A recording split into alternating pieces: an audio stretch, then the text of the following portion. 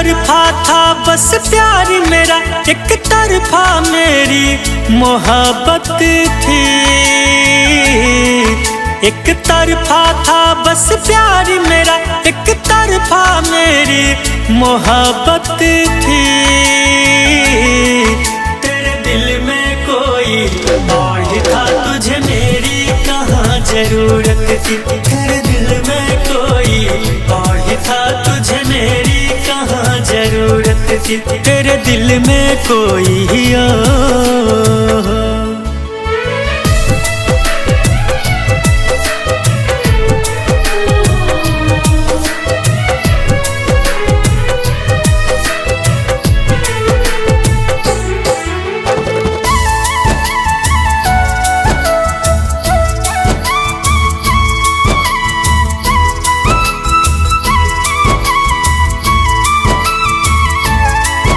मैं जानता हूँ पहले से तुझे, हो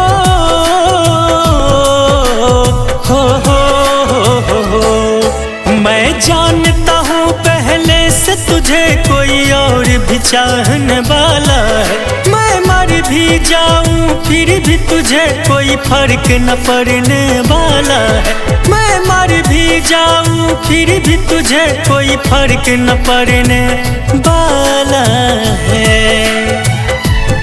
सपने भी सारे थे मेरे, चाहत भी सारी हमारी थी। सपने भी सारे थे मेरे, चाहत भी सारी हमारी थी। तेरे दिल में कोई और ही था, तुझे मेरी कहाँ जरूरत थी। तेरे दिल में कोई और ही था, तुझे मेरी कहाँ जरूरत थी। तेरे दिल में कोई और।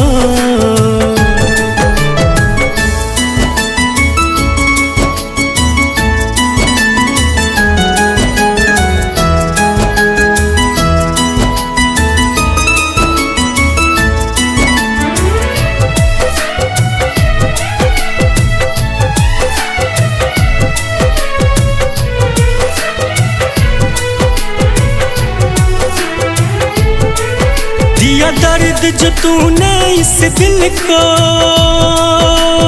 हो